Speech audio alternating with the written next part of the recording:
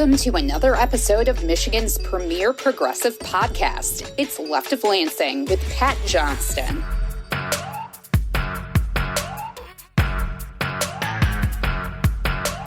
A progressive and populist insight into Michigan's political and cultural world.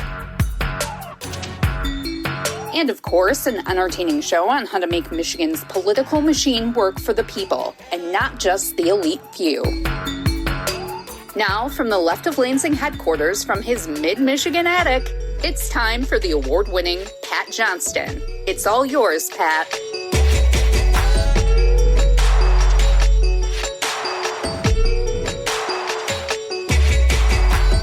Oh, yeah! Welcome to another edition of Michigan's premier progressive podcast. I am Pat Johnston, and what do you know? Dear Leader Trump's sports curse strikes again. Dear Leader, of course, as many of you know, got involved in having a red card suspended for the U.S. men's soccer team's best player just before the U.S. faced Belgium in the World Cup this past Monday night. And Dear Leader called up FIFA's crooked leader. His name is, I think, Giannis Infantino. I think that's how you said it. Anyway, you know, he's also that guy, the same guy who gave Dear Leader that fake peace participation trophy thing a few months ago. And anyway, Dear Leader asked Infantino to have FIFA review that red card call. And FIFA, of course, announced after Independence Day that, what do you know, it would suspend the player's automatic red card suspension for the United States' upcoming game against Belgium. And Dear Leader claimed victory, saying, "Thank you to FIFA for doing what was right and reversing a great injustice."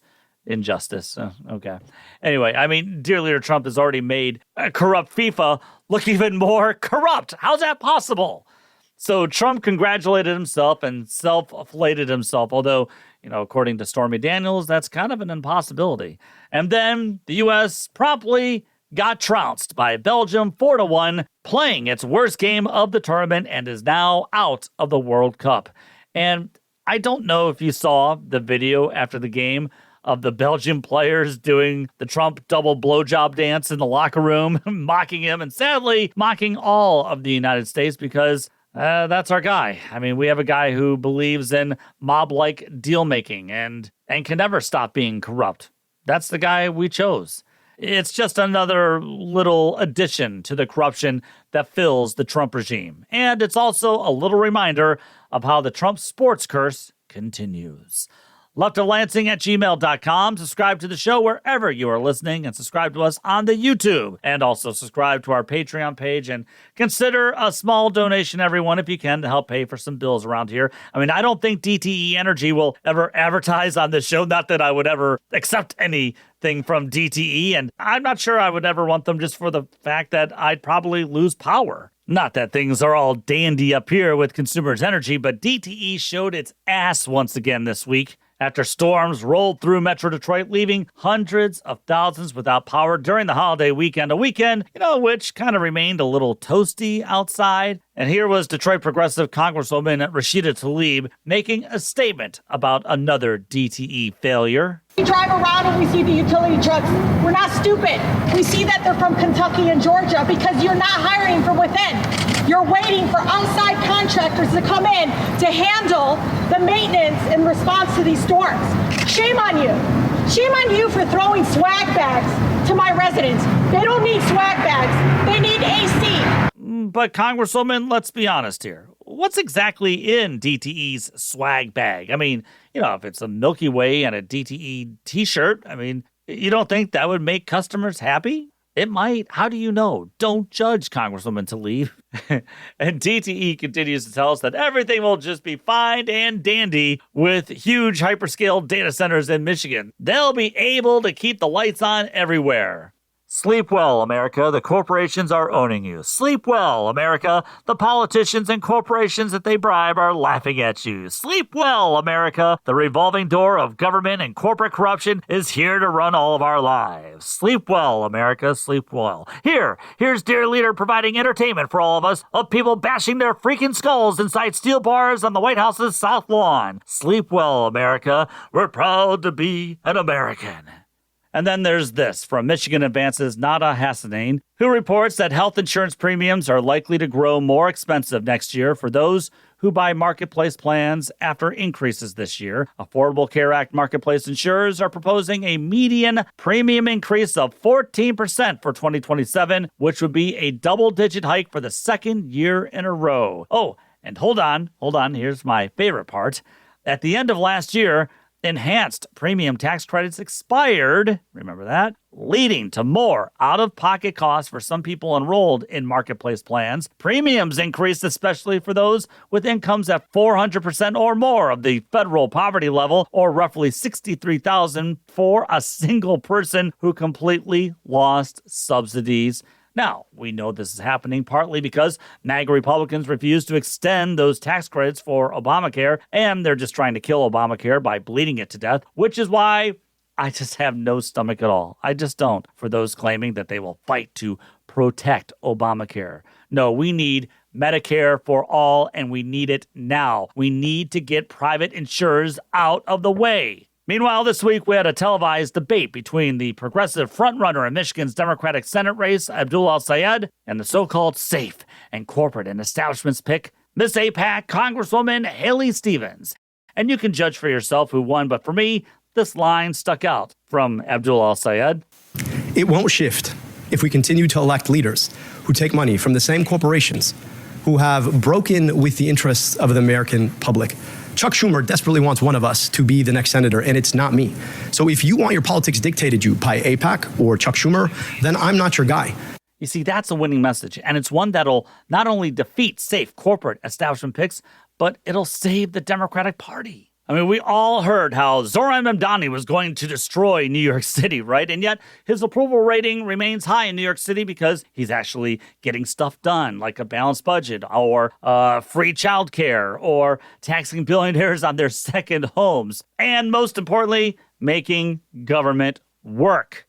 He's showing voters in just a few months that work can be done for the working class only if you want to govern and push for programs and policies that better the lives of all Americans. Abdul al-Sayed gave an interview to David Sirota in The Lever this past week in which he said, and I quote, "All of these candidates who are like, we just got to go back to stability," and I'm like, stability was unstable, and it was just a slow kind of unstable. It was managed decline. What people don't like is finding it harder to live their life every year. Abdul is absolutely dead on with his assessment of corporate establishment Democrats. They only offer managed decline, or how they'll fight to protect working class programs from being completely gutted. Oh, they'll be severely cut, but they just won't go away completely. That's what corporate Democrats do. They never offer anything of substance. They never offer anything bold and new for the working class. That's what the working class is begging Democrats to do. And it's why Democratic leaders have such low approval ratings, because they're not doing it. They haven't done it for years. Stop managing the decline, stop being MAGA light, and stop being corporate stooges. I'd like to share this quote from Barbarism Critic, and it's just their observation of the Abdul-Stevens debate in which Dr. Abdul hammered home the point of Stevens accepting thousands of dollars of DTE bribes and, of course, millions in AIPAC and pro-right-wing Israeli PACs. And here's what Barbarism Critic said: "I watched this debate because I am a very sick person. But it's maybe the first time I can recall a debate where the grassroots candidate hit the corporate one over and over again on the fact that they are being literally bribed to support bad things." Stevens had absolutely no counter to this, and it's wild that you don't see insurgent candidates use this low-hanging fruit far more often. Everyone from AOC to Bernie to Mamdani talks about corruption, but they so rarely talk about it with directly naming who is being bought with such clarity. I think people are absolutely desperate to see this kind of aggressive attack against people who hold the public trust being bought off completely by dark money. Abdul made it clear that Stevens is not only his enemy, but an enemy of the working class, and I wish and hope more politicians stop playing nice with these monsters and name this evil shit for what it is. Hear, hear, which leads me now to my final part of this week's monologue before I'm joined by this week's guest. All right, it was just announced that Democratic Senate nominee Graham Platner has dropped out of the race to unseat MAGA Maine Senator Susan Collins. And Platner made the announcement after facing a sexual assault allegation from a former girlfriend who says that the incident happened about 5 years ago. Now, Platner has denied the charges, of course, but has still decided to step down for obvious reasons, and it was a good thing that he stepped down. Like, he was able to beat back charges of being some closet Nazi because he had a tattoo that's recognized to be a Nazi symbol, and yeah, that wasn't good, even though he used an excuse that he got the tattoo years ago while drunk and on leave with fellow Marines. Still, though, it could have removed it, I guess. And then he withstood other bad news against him, like some seemingly offensive comments on Reddit. But the specific charge by a woman who claims that she and Platner had an on-again, off-again relationship and that he forced her to have sex with her while he was in a drunken state back in 2021, no, that's disgusting, and I detest it. And like she said, as she told CNN, by definition, she had been raped. So it was time for him to go. And due to this breaking story, many of Platner's progressive supporters, including Bernie Sanders, Michigan Senate candidate Abdul al-Sayed, and many other progressive groups called on Platner to step aside, and which he had to do because the state's July 13th deadline was just days away, and he had to remove himself from the ballot, and he has. So, sadly, though, this also means that the nominating system falls into the hands of the Maine Democratic Party in a closed party system. That means, despite Platner's progressive working class campaign, which led him to a massive victory over the party's corporate establishment pick, Maine's Democratic Party will now get the final say. It will now get the power to override the will of the people. Now, I'm not going to say the guy doesn't suck. Turns out that he did suck. And here's what sucks even more is that he promised everyone that after the first sexual assault allegation was released that there'd be no new allegations. I mean, come on. Certainly he had to know that his former significant other would go public. He had to know that, especially since she talked to him about it way back then. And for that, he lied to many of us who supported his campaign and who stuck up for him despite his previous negative stories because he was carrying out a strong and popular, progressive populist, working-class campaign that captivated Maine voters. But he lied. So for me, I also withdraw my support at rape allegations at any time. And it sucks because I stuck by him through other troubling accusations because, again, I believe the message that he pushed, and obviously a majority of Mainers did too. It sucks. It just does suck. And progressives will have to own this one. All right, we will. We will. We stuck by him despite some troubling signs earlier on. So yeah, we'll have to own this one, and it might cost Democrats the U.S. Senate. So we have to own it. But unlike the safe established picks who are corrupt and have similar allegations against them, see, we progressives, we don't stand by them. We tell them to drop out. I'm hearing and seeing all of the corporate Democratic establishment types celebrating that Platner, the guy, who was beating Susan Collins in poll after poll, they are so happy that he is out. AIPAC is thrilled that he is out. But what's gross is how these corporate Democratic establishment people are using Platner's past to trash the entire progressive and working class movement that has captivated millions across the nation. It is gross, but yet predictable. I was listening to liberal talker Zerlina Maxwell on Sirius this week. She used to always be on MSNBC, and I know she was a political operative for many years. She's now living in Italy. I think she moved over there after Trump won again. Anyway, she's always been about the establishment. I mean, she had Michigan cryptocurrency Democratic Congressman Sri Thandahar of Detroit on her show, for God's sake. When she said one time that Sri Thandahar will be on the show, I was like, what? Who wants to hear from him? And by the way, please, please, please lend your support and donations to the progressive challenger in that primary race. And his name is State Representative Donovan McKinney. He's taking on Sri Thandahar, and it's looking like that Donovan McKinney could really defeat Sri in that primary on August 4th. So please find Donovan McKinney and donate to his campaign. Anyway, Zerlina Maxwell said, as she was complaining about Platner and progressives, she said that while progressives like to chide or belittle establishment Democrats, she said the reason Democrats are established is because they are vetted. What? What? I mean, I almost jumped through my second floor bedroom window after hearing that. So I wanted to think about her statement and other so-called Democratic centrists who are claiming that the Graham Platner incident proves that we must always play it safe with the established. I'm just remembering 1 year ago when many corporate establishment Democratic types were backing Andrew Cuomo despite all of the sexual assault allegations facing him. They still came out to support him against that terrible and scary socialist Zoran Mamdani. It was just a year ago, and these very same people were backing Andrew Cuomo. All right, but you know what? Let's go back even further.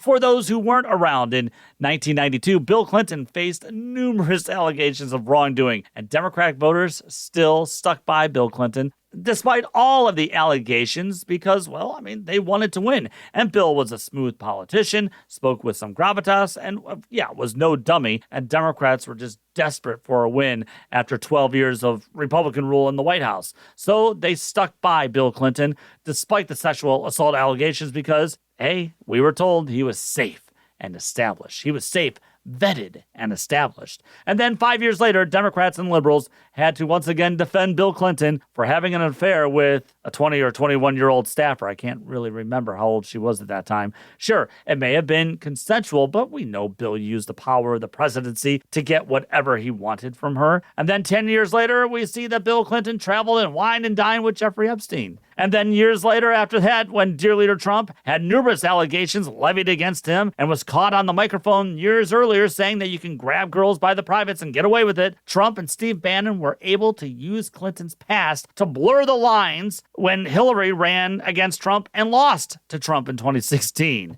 But remember, Bill and Hillary, unlike Bernie Sanders, were safe, vetted, and established. Let's continue. New Jersey Senator Bob Menendez was reelected for years and was a darling of the Democratic establishment. He's now serving an 11-year prison sentence for bribery and then asked dear leader Trump for a pardon. But dear leader actually didn't give him one. I'm surprised by that. But Bob Menendez, who was also as pro-Israel as you can get, was safe, vetted, and established. California Congressman Eric Swalwell, who was running for governor this year and was a darling favorite inside the liberal corporate establishment cocktail circuit, who also posed himself as a true fighter against the Trump regime, and who, of course, also received pro-Israeli lobby money. Eric Swalwell had to step down this year, not just from his gubernatorial run, but also as a congressman due to several sexual assault allegations that surfaced. But Eric Swalwell, I'm told, was safe, vetted, and established. Do you guys remember John Edwards, the former North Carolina Democratic senator who was John Kerry's vice president pick back in 2004 and then ran again for president in 2008? Then all of a sudden stories surfaced that he had a kid out of wedlock. But again, remember, John Edwards was safe, vetted, and established. And in Michigan, there was a multi-re-elected state representative from Detroit named Karen Whitsett. She easily won re-election time after time after time. And then in 2020, she suddenly praised the Trump regime during the pandemic for its leadership and its belief that ivermectin cured COVID. I mean, that was during the election. And there was Karen Whitsett praising the Trump regime. While 1 million people died in America and dear leader's regime didn't really seem to care about it really all that much. Then Karen Whitsett decided to work with State House Republicans to block significant progressive legislation from being passed in 2024. And then she ended up this year barely showing up for work in Lansing. But Karen Whitsett was safe, vetted, and established. The corporate Democratic Party establishment is using Graham Platner to sink the entire popular, progressive, populist, working-class movement. And you're seeing it with how the Haley Stevens campaign is suddenly trying to tell everyone that Abdul al-Sayed is some misogynist and that he had to be more forceful in telling Graham Platner to step down. But you see, it's all they've got because the message and the policies are really what is driving voters to the progressive side. And they are done with the corruption that's been rampant inside party politics for far too long. Coming up, Diop Harris II will join us. Diop is also running on an anti-corruption, pro-worker, and progressive campaign to become the Democratic nominee in Michigan's 4th Congressional District. That's in West Michigan, where MAGA Republican Congressman Bill Huizenga is the incumbent. Diop Harris will talk about how and why his working-class progressive politics will resonate with voters on the west side of the state here in just a moment. You are listening to LOL. You're listening to Michigan's premier progressive podcast. It's Left of Lansing with Pat Johnston. Have you ever heard Pat's lectures on why desserts with fruit aren't really desserts? Or why the 70s produced the greatest movies of all time? I have. So be happy you're just hearing him rant about politics. If you'd like to contact Pat about politics or debate how cocoa is technically a fruit, send a message to leftoflansing@gmail.com. Here's Pat Johnston.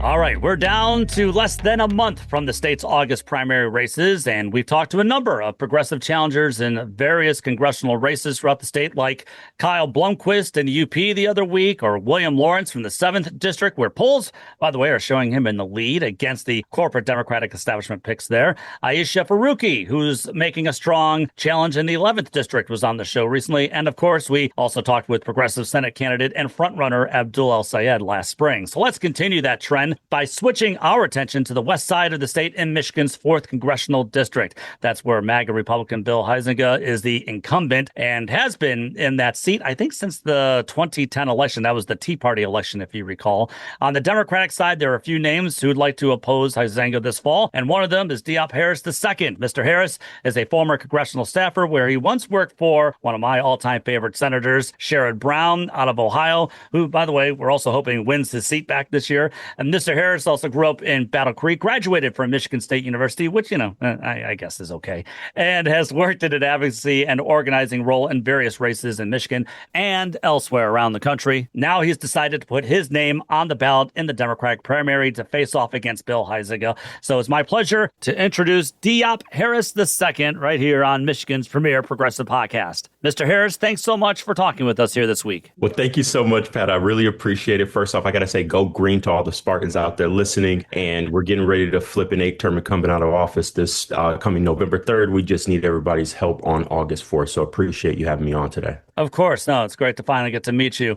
First of all, I think you're somewhat of a sports fan. So I just need to ask you, since I brought this up during my opening segment and I was talking about how dear leader Trump, always has to get involved in sports for some reason. And of course, he got involved, as you know, with this red card controversy with the U.S. men's team in the World Cup. And, he used his power to get this suspension lifted for America's best player, which then thereby already made the already corrupt FIFA look even more corrupt. touts himself as this great leader who fixed this, atrocity. And then, of course, the U.S. goes out and gets trounced by Belgium. So for those of us here in Michigan, Diop, I think we've seen how Trump can curse our teams like he has with the Lions and the Wings and Tigers. Let's just bring up the Knicks, too. They had one of their worst games when he was in attendance. So I guess my first hard-hitting question to you is, do you think Donald Trump is the worst sports curse of all time? Not only is Donald Trump the worst sports curse of all time, the man doesn't know ball. Anytime he has a sports team that just won a major championship, he brings them into the White House. He has no idea who these folks are, has no idea what positions they play. And yet he panders as if he's one of us, somebody that understands competition, who rides for their teams. This guy just shows up and brags and rides coattails and steals vibes. Trump's not it. He needs to watch some tape a little more. You're from Battle Creek. What are you? Is it Battle Creekians? How do you guys refer to yourselves? Battle creatures. Battle creatures. All right. That sounds better than what I just said.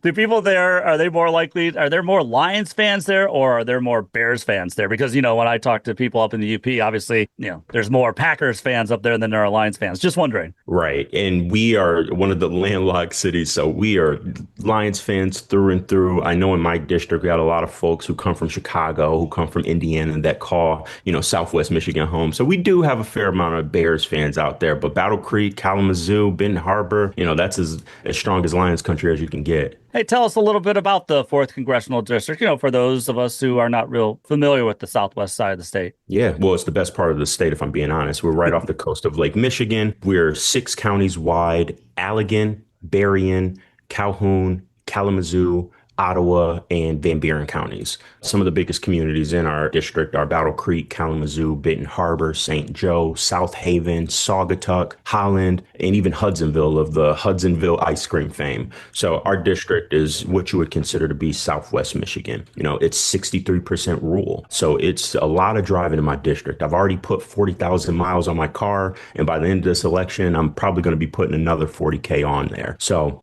there's a lot of ground to cover, but we're reaching out to folks in every single community in our district because every mile matters. We've got folks not only in urban areas that feel left behind where they've experienced a lack of investment. We've also got folks in rural communities that aren't being heard by either parties, that know that the status quo isn't doing anything for their lives and they're looking for change. And luckily, there's a growing movement in West Michigan, in Southwest Michigan, throughout the state and throughout the country of folks that are stepping up, finding ways to fight back in their own communities and even achieving elected office to fight for policies that work for working class folks. I know when it comes to Michigan politics, the center of the universe oftentimes is either Lansing or Detroit, but I'm running for Congress to ensure that Southwest Michigan gets its love and its fair representation, and ensure that we got someone fighting for resources to come back to our district as well. It seems like as Michigan is struggling on keeping residents, the west side of the state, your area, is actually like increasing its population in some pockets. I think I remember reading how Ottawa County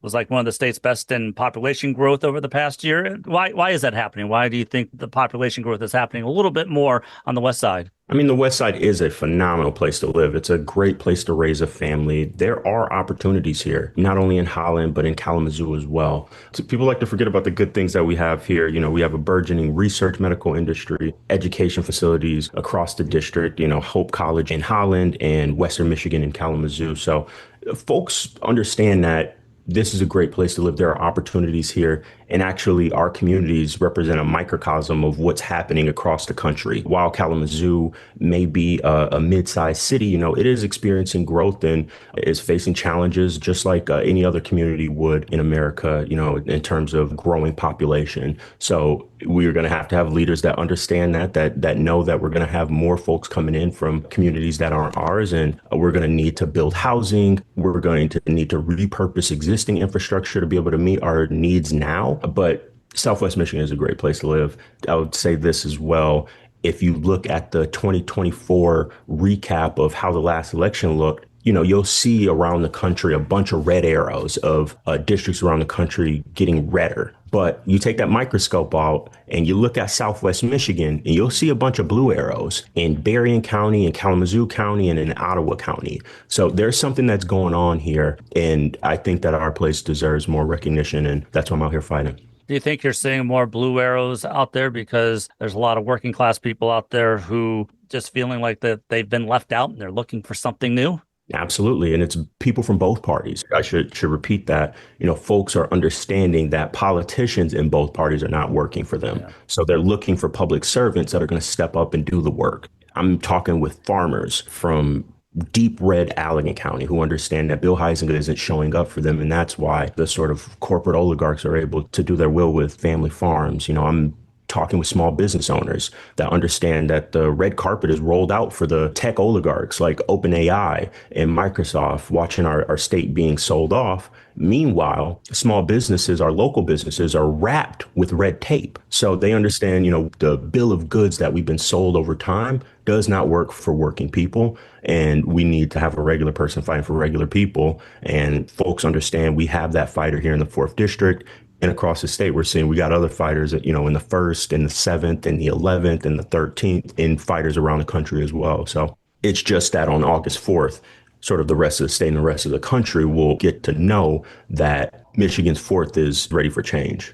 Just because you brought it up, and I don't want to forget it, you would be representing a lot of farm country. What have you been hearing from farmers? I'm assuming probably how, for instance, tariffs have really hurt them. Tariffs, the price of gasoline, the ability to find workers. A lot of folks think of the onslaught that ICE has brought on their communities. They tend to imagine, LA or, even Detroit, the more visible raids. But in my district, we're seeing men being picked up in the middle of the night, moms and kids waking up to one of their loved ones being disappeared and needing to figure it out after that. So luckily, we've got, a strong network of community members who are stepping up, who have been trained in rapid response, either to respond to ICE enforcement operations or to be able to step up and help families when a family member is in detention. There's over 500 folks who have been trained in our district. So people are stepping up. But to your point, ICE has hurt farm workforce. And I'm also hearing about the threat that data centers and the utility companies pose to farmlands, either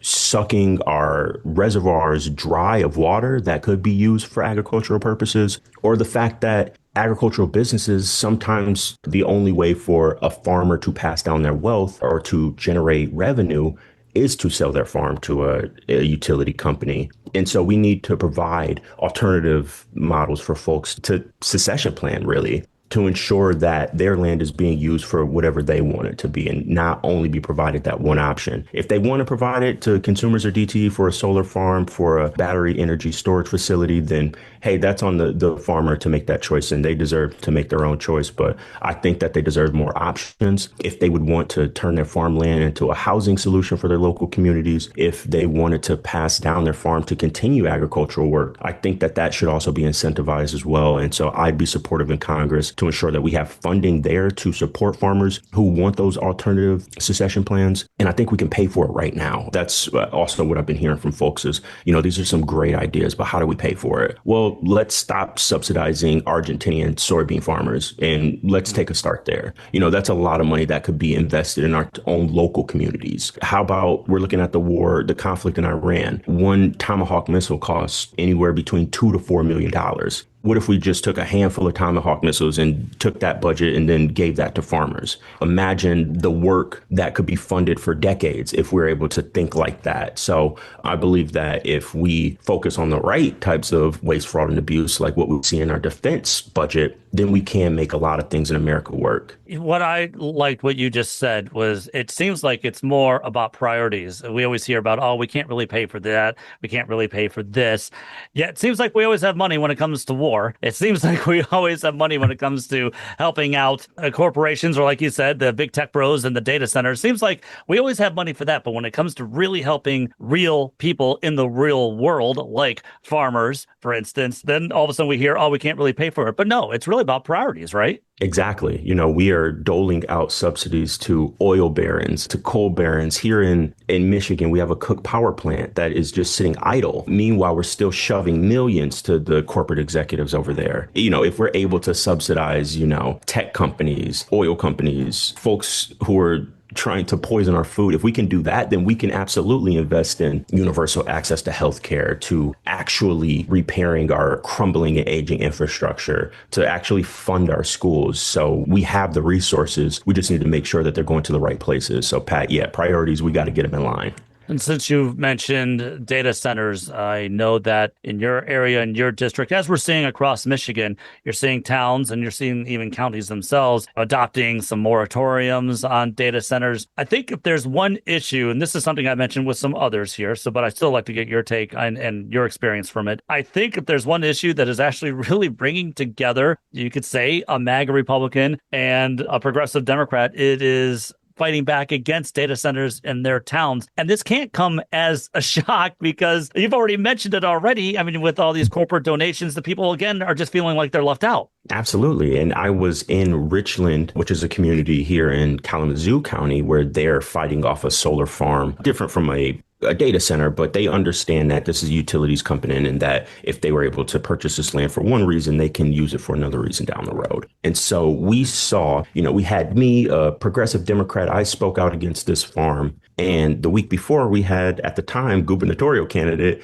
Eric Nesbitt also speaking out on this issue. In Gunplain Township, again, in Ruby Red, Allegan County, folks who are fighting a battery energy facility because they know that the company is looking to then turn that into a data center. Folks are stepping up right now and fighting back. And this isn't a group of bleeding heart liberals. I was sitting right next to the Allegan County GOP chair, who is a supervisor in Allegan County. So they're folks from across the political spectrum, as well as folks who don't engage in politics at all, that understand that these data centers are a threat to their communities. And so when I'm in Congress, I'm going to be supportive of a moratorium on all AI data centers. Right now, Representative Ocasio-Cortez and Senator Sanders have a piece of legislation that would do just that, and I would be supportive of that moratorium. Now, I also believe that we need to have our laws catch up to be able to meet the moment of the threat of AI. We could absolutely seize this tool for the people so that we can solve problems like curing cancer. We could combat the climate crisis.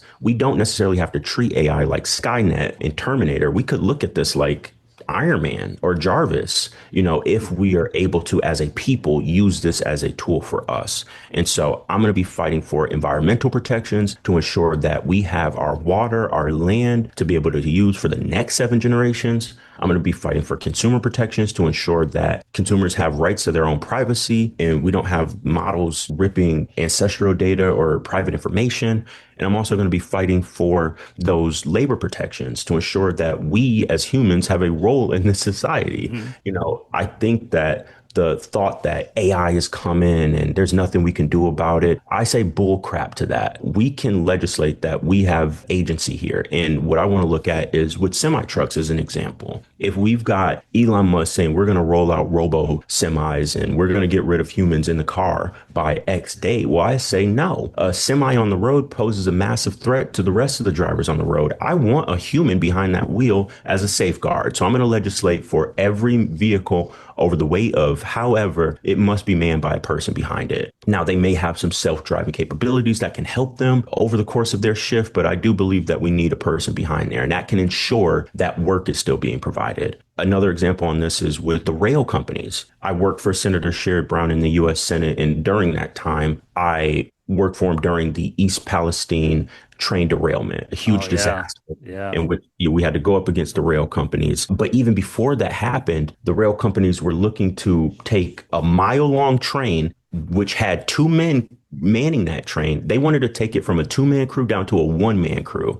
And now with the advance of AI, they're looking to turn that into a 0-man crew. There's a John Oliver special on that was in response to the East Palestine train derailment and the threat that trains still pose to our communities. And so if there's anything that malfunctions on a train, I believe there should be a human backup to be able to address or mitigate that concern before it turns into a disaster. So I legislate a 2-man crew on freight travel. So it'll ensure that folks have labor. And those are just 2 quick examples, but we can then use that to replicate that model across industries. Now, where there will be jobs lost, I'm also going to be in favor of a universal basic income that is going to be paid for by the industries. It's so important because right outside my district in the 5th district in Dowagiac, the AI center that's been proposed there and it's looking like is going to move forward. They propose that the entire site is going to be staffed with humanoid robots. So the argument that the oligarchs and the paid off politicians that they give us that, this is going to be great for our state. I'm not sure where we sort of feel that benefit if we're passing these massive tax breaks in which they're not even paying into the communities and they're not even employing workers. Who is to benefit here other than Sam Altman, Elon Musk, Mark Zuckerberg? So I know I went on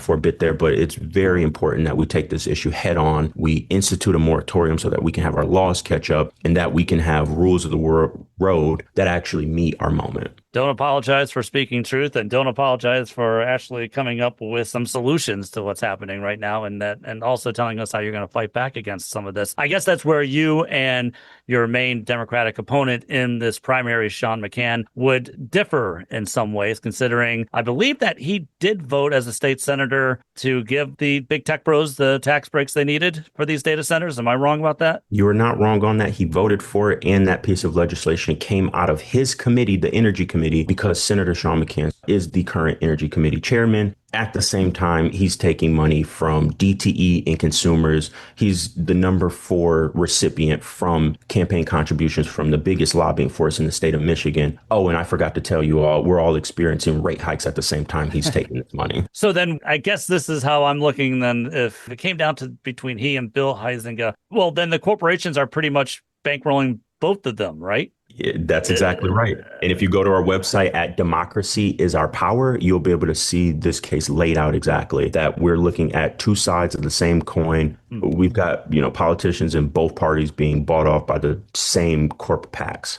Why did you decide that you never wanted to accept any kind of corporate PAC money at all? So that we can get things done for the people. I worked at Americans for Financial Reform in Washington, D.C. And during my time there, every year we put out a report called Wall Street Money in Washington, in which we tracked how much money from which sources were going to which legislators. And no matter the party, every single time, big money turned into legislative favors. And so if I'm watching a member of Congress take money from payday lenders and then vote against payday bills, then I understand what that linkage means. And so when I look at the state level and I look at our state senators who are taking massive amounts of money from utility companies, at the same time, I'm experienced, like so many other families, my bills are going up, our services are not improving, and we're seeing data centers take over our state, then I'm left with no other conclusion than to believe that, our politicians aren't fighting for us because they're bought off. Now, that's not just on energy. That's on healthcare. Sean McCann also accepts money from the Michigan Health and Hospitals Association, which sounds like a cool organization, but the membership is packed to the brim with lobbying firms and insurance companies. And so then it answers the question why he does not support Medicare for all. I'm not taking any insurance company money, and I'm going to fight for universal access to health insurance so that people can be able to get their arms and legs treated without having to pay over an arm and a leg. We can look at Bill Huizenga. He's receiving over 78% of his corporate PAC monies coming from the financial industry. And at the same time, he's the vice chair of the House Financial Services Committee on Capitol Hill. A couple of his first actions as vice chair were to support bills that would roll back the cap that the Biden administration set on overdraft fees. A reasonable limit of about $34. Bill Huizenga uncapped that and wants to allow banks to charge whatever to working class people who may have made a simple mistake. He also made it easier for folks to skirt anti-money laundering regulations. And I've got to ask, who is that to benefit other than folks who are looking to perform money laundering? That's what corporate PAC money gets us. It gets this Epstein class of politicians who are writing rules that favor themselves, and the working class people are only to do worse off because of it. And me, who comes from a working class background, who has worked in DC, who has the experience of working on a decade's worth of campaigns, who has the experience of working on policy on Capitol Hill, if I understand this linkage, then I'm going to stand 10 toes down, ensure that my campaign's with the people and I'm not taking any corporate PAC money. So this isn't some sexy political stance that I'm looking to take, but it's where my values are rooted. And throughout my career, it's the only thing I've done is to fight up against the system. So I'm going to do it for the people. I don't know if you got to see Bill Huizenga's latest ad at all, where he's carrying around a cup of coffee. He doesn't have his blazer on, and he's talking about how frugal he is and how he really cares about the working class in his district. He cares about their money, and that he'll make sure that our tax dollars aren't wasted on those highly successful programs in other countries like Medicare for all or something like that. Yet there you just put out all these examples of how he is actually costing his constituents even more with a lot of the things that he supports and that he has voted for, including the so-called big, beautiful bill or whatever you want to call that. Exactly. To hone on that for a second, what the big, beautiful bill did, it caused havoc in folks' lives. And some folks probably weren't able to fill in those holes. But an opportunity that did arise out of that is while they were attacking DEI and all of these programs, folks came to understood, oh, wait a minute. They're not just attacking the quote unquote DEI folks. They're attacking all of us. When they're cutting these programs, they are attacking seniors, they're attacking veterans, they're attacking students, they're attacking folks who live in rural areas. Now, I know certain folks didn't think that they were a part of DEI, but now folks have understood it's time to lock arms and to fight with each other. So it presented us with an opportunity to build our movement and to have more soldiers fighting with us. Now, we've got to do the hard work of reaching out to voters and people to ensure that they know that there's a movement that they can be a part of.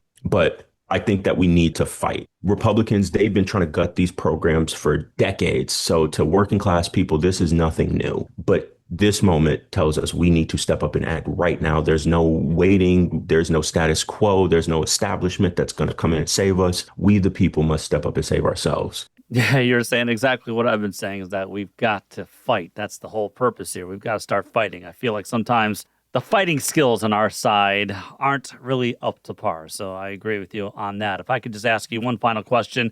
You've mentioned how you worked for Sherrod Brown, the former senator of Ohio, who, of course, is now running again to recapture his old seat in Ohio, who I always viewed as a pure working class senator from Ohio, while many Democrats were kind of pushing for more like unfair trade practices like NAFTA, for example, and who are always kind of pushing more of kind of where the Democratic Party has been, at least in D.C. And then, in Michigan as well, which is accepting more and more corporate influence. Sherrod Brown always kind of pushed back against it. And he warned Democrats how they were losing the working class vote. What did you learn from him during your time with Sherrod Brown? A lot of things I learned from Sherrod, and I understood that, if you fight for your people, that means the most. And I'll start off way before I even met him. He was the Ohio Secretary of State, and here's how deep his connection with the working class people goes. He put voter registration applications on McDonald's placemats.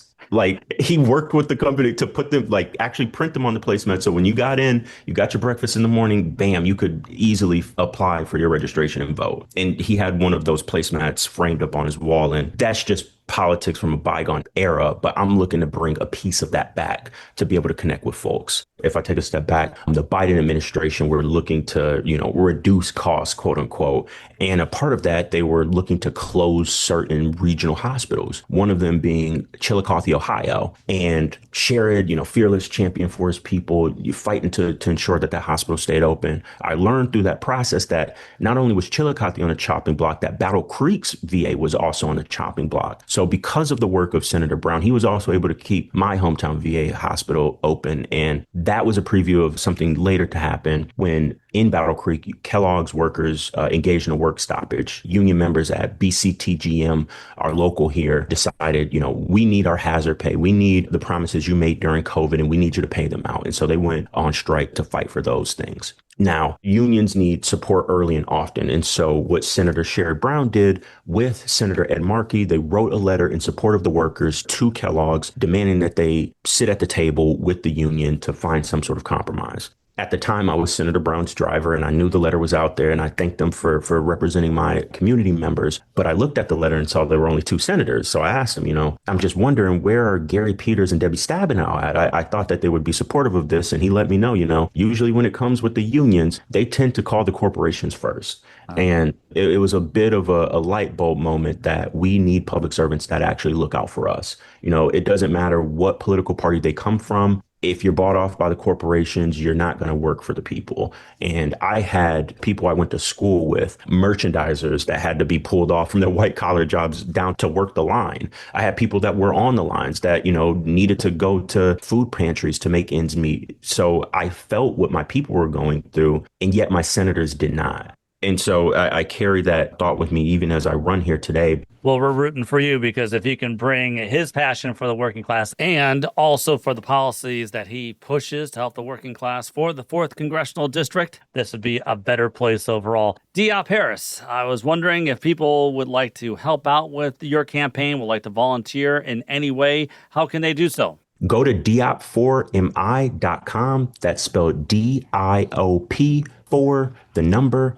mi.com to sign up to volunteer, to help us reach out to more voters, to learn more about the movement we're building here in Southwest Michigan, and to chip in with the donation to help us reach out to every voter in this district, because every mile matters. If you don't remember anything, remember this. DIOP stands for Democracy is Our Power. That's a good way. I will remember that. Working for the people, not the corporations. Diop Harris, the 2nd congressional candidate for Michigan's 4th Congressional District. I wish you the best of luck. Thanks for putting your heart and your soul and your smarts and your wisdom into this race. And I really hope this comes out good for you, because if it does come out good for you on August the 4th, that means it'll come out better for so many of us here in the working class, the millions and millions who continuously get overlooked by those who continue just to listen and take money from the corporations. Thank you so much, Diop Harris, for being on. I appreciate it. Absolutely. Thanks, Pat. A working class voice for the working class. It's Left of Lansing with Pat Johnston. If you'd like to tell Pat what you think of the show and maybe even congratulate him for providing podcasting excellence, oh brother, email him at leftoflansing@gmail.com. If you have an idea for a guest or a topic for a future show, email him at leftoflansing@gmail.com. We'd like to thank you for listening and for helping spread the progressive message in the Mitten State and beyond. Now, here's Pat Johnston.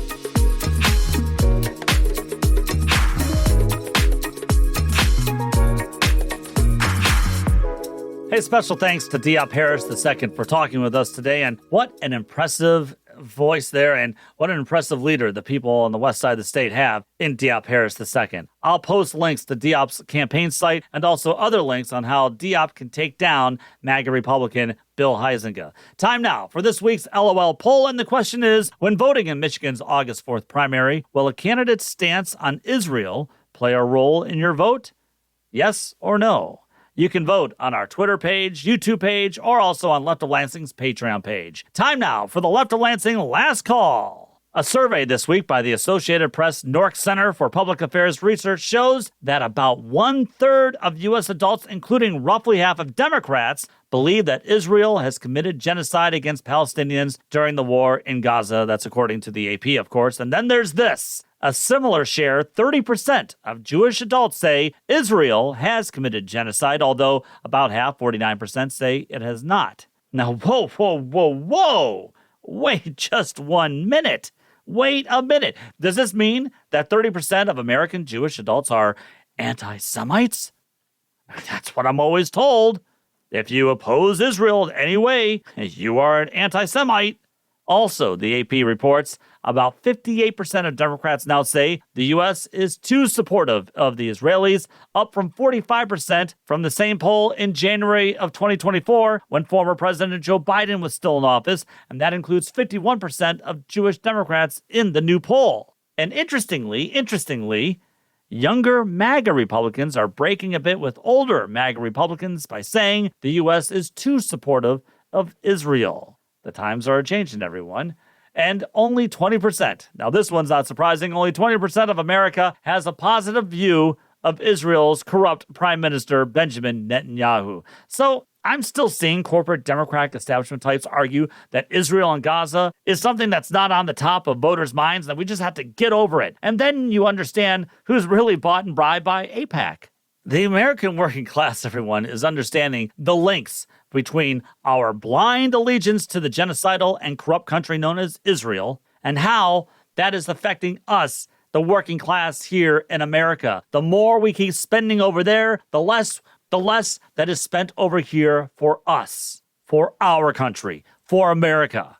And like Diop Harris II told us here just a few minutes ago, he's fighting to end these forever overseas wars for Israel's government and would rather see that money spent here on the behalf of Michigan's working class. It shouldn't be controversial to say we want to stop sending unlimited and unvetted money towards Israel, and we want that money to stay here and be spent on us. Maybe we can have Medicare for all for a change. That the corporate Democratic establishment continues to fail to understand this message is leading to its undoing. That's the kind of corruption the working class is over with. You're listening to Left of Lansing. Music for the show and everything else on Left of Lansing is provided by Wanderbeats. To hear the latest project and complete music archives, check out Space Leopard on your favorite streaming site or subscribe to Space Leopard on YouTube. Now, back to our favorite progressive voice in Michigan. It's Pat Johnston. Well, that's going to do it for this edition of the Left of Lansing. Special thanks to Diop Harris II for being on the show this week. Diop, I'm going to hold you to it that you said you would come back on sometime in the future. You're a great guest, and it was nice getting to meet you and talk with you this week. Don't forget to vote on the weekly web poll on whether a candidate's stance on Israel plays a crucial role in your vote. And before I go, I just want to thank so much of you for just listening to the show each and every week. Please give a 5-star review of Michigan's premier progressive podcast so that way we can just continue to help build the show through simple word of mouth. And as I've always said, if you ever want to get a hold of me, just email me, leftoflansing@gmail.com. Until next time, remember, take the battle to them. Thank you, Michigan. You've been listening to Left of Lansing with Pat Johnston. Left of Lansing was produced by Pat Johnston, brainstormed by Pat Johnston, researched by Pat Johnston, written by Pat Johnston, edited by Pat Johnston, and yes, hosted by Pat Johnston. Technical assistance by Dr. Heather. Thanks to our good friend Rich for website assistance, and thanks to our good friend Kirsten for the awesome podcast logo. We thank Audio Boom for publishing the podcast every week. Visit leftoflansing.com for more news and information. Thanks again for listening to Michigan's premier progressive podcast, and we'll talk with you again next week.